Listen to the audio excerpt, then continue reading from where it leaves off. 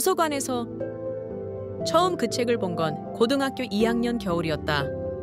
시험 끝나고 방학도 아니었던 애매한 시기. 그날도 습관처럼 구석자리에 앉아 책을 고르던 중이었는데 그 책은 마치 나를 기다리고 있었다. 무슨 제목이었냐고?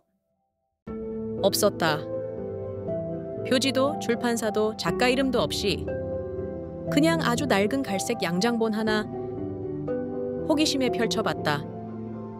그런데 책 안에는 날짜와 글들이 적혀 있었는데 이상하게도 그날 내 일기와 똑같았다. 정확히 말하면 내가 그날 밤에 쓰게 될 일기 내용과 똑같았다. 처음엔 우연이라 생각했다. 그런데 다음 날도 그 책에 적힌 다음 날짜의 글도 그날 내가 겪은 일 그대로였다. 한두 번이 아니었다. 무려 일주일을 관찰했는데 매일 아침 도서관에 가서 책을 펴면 그날 일어날 일이 마치 기록처럼 적혀 있었다.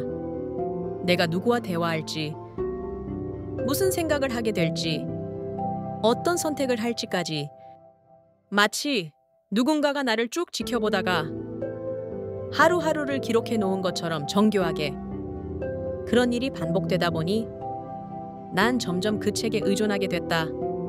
시험 전에 펴보면 수학 3번 틀림, 영어 12번 멘붕 같은 문장이 써있고 친구와 다툰 날은 점심시간 민수가 먼저 화낸다. 이런 문장이 적혀 있었다. 그걸 미리 알고 있으면 피할 수 있었다. 답을 바꾸지 않고 그대로 두거나 민수가 화내기 전에 먼저 사과하거나 난 마치 미래를 미리 보고 수정할 수 있는 작은 신이 된 기분이었다. 하지만 이상한 건 그 다음부터였다. 그 책을 본 지 3주쯤 지났을 때부터 책 속 문장이 바뀌기 시작했다. 처음엔 단순히 예측에서 벗어난 선택을 해서 그런가 싶었는데 내용 자체가 점점 섬뜩해졌다. 도서관 책장을 넘기다 피 묻은 손을 본다.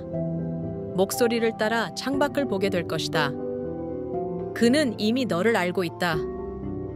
처음엔 장난인 줄 알았지만 실제로 도서관 창밖에서 어떤 남자와 눈이 마주쳤다. 난 그때 처음으로 책을 덮었다. 그리고 더 이상 그 책을 보지 않기로 했다. 하지만 이상하게도 그날 이후부터 내 일상에서 책에 쓰였던 내용들이 하나씩 현실이 되기 시작했다. 피 묻은 손, 창밖의 남자. 그리고 그는 너를 안다라는 말. 그 말처럼 그 남자는 결국 내 앞에 나타났다. 학교 근처 편의점에서 마주쳤을 때 그는 조용히 나에게 말했다. 그 책, 네가 본 마지막 페이지는 진짜가 아니었어. 난 그게 무슨 뜻인지 아직도 모른다.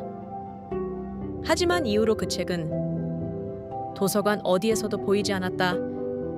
도서관 직원도 사서도 그 책의 존재 자체를 전혀 모른다고 했다.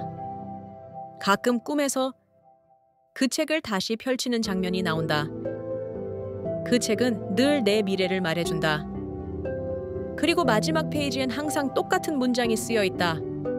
네오는 이 이야기를 언젠가 누군가에게 전할 것이다. 그 이야기를 듣는 그 사람도 그 책을 보게 될 테니까. 혹시 지금 당신 근처에도 낡은 갈색 책이 보이나요?